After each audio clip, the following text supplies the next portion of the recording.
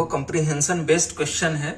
हम इस क्वेश्चन को बहुत आसानी से सॉल्व करेंगे, बहुत ही आसानी से तीनों क्वेश्चन को। क्वेश्चन कह रहा है circle of radius 1 is inscribed in equilateral triangle PQR, the points of contact of C with the sides PQ, QR, RP are D, E, F respectively. The line PQ is given by the equation under root 3x plus y minus 6 is equal to 0 and the point D is 3 root 3 by 2 comma 3 by 2. Further it is given that the origin and the center of C are on the same side of the line PQ. देखो हमारे पास एक जो line है वो देखो वो क्या है given root 3x plus Y minus 6 is equal to 0। इस लाइन का देखो ये वर्टिकल वाई एक्सिस है, ये हॉरिजॉन्टल एक्स एक्सिस है। इस लाइन का स्लोप देखो तो कितना है 120 डिग्री है, तो ये मतलब ऐसे होगा। अब कह रहा है कि ये इसके इक्विलेटरल ट्रायंगल के अंदर सर्कल डिफाइंड है और कह रहा है सेंटर उसी तरफ है जिधर इस लाइन का ऑरिजिन है, उधर मतलब इस तरफ सर्कल आएगा। ठीक है, अब आप देखो ये 120 डिग्री है, इसका मतलब ये कितना है 60 डिग्री। इसका मतलब इक्विलेटरल ट्रायंगल कह रहा है तो एक आपका साइड क्या हो जाएगा एक्स एक्सिस हो जाएगा। Clear cut. अब यहां से देखो ये सर्कल, एक चीज तो क्लियर कर लिए, एक साइड क्या हो जाएगा आपका एक्स एक्सिस हो जाएगा। और कैसे हमने कंक्लूड किया कि इसी तरफ बनेगा क्योंकि ऑरिजिन और सेंटर कहा था एक ही साइड लाइन के, तो इधर नहीं होगा इधर ही होगा और ये एक साइड बन गया। ठीक, अब आप देखो ये ऐसे ज्वाइन करो, ठीक है, और ये ठीक, तब आप देखो ये एंगल 30 डिग्री है। ठीक है, आप नहीं ऐसे यहां से देखो, इसको अगर हम ऐसे करें तो ये एंगल 30 डिग्री है ये वाली, और ये लेंथ 1 है क्योंकि रेडियस 1 यूनिट दे रखा है। तो इसमें अगर हम tan 30 करें तो tan 30 इक्वल टू परपेंडिकुलर जो कि 1 है, और ये लेंथ है, ये लेंथ यहां से यहां तक, तो ये लेंथ कितना हो जाएगा b लिख लेते हैं। तो b इक्वल टू कितना आ गया √3।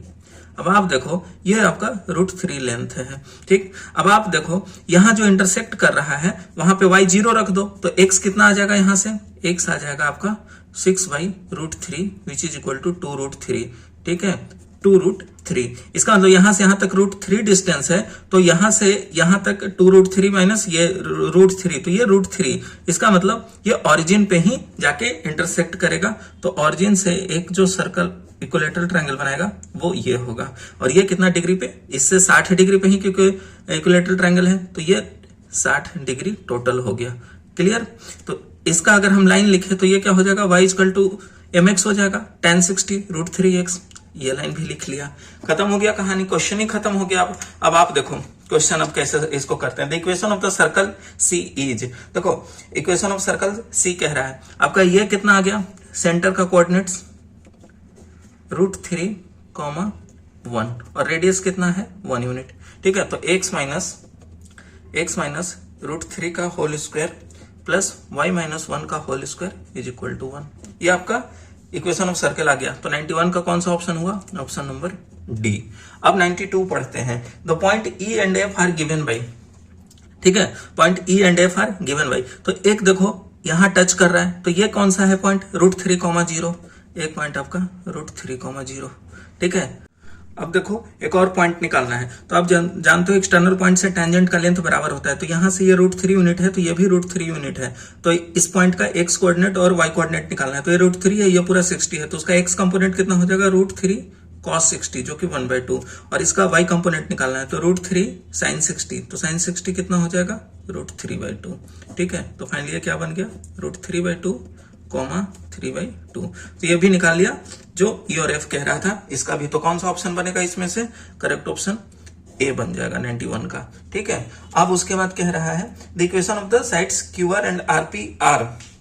ठीक है, तो ये देखो एक साइड्स तो आपका ये निकाल लिया ना y इक्वल टू √3x, और एक साइड आपका क्या है x एक्सिस है। कौन में है इसमें, ऑप्शन नंबर बी और डी में देखो y इक्वल टू 0 है और बी में क्या है 1/√3x और डी में क्या है √3x, तो कौन सा ऑप्शन हुआ 92 का डी हो गया। ठीक है, क्योंकि √3x होगा।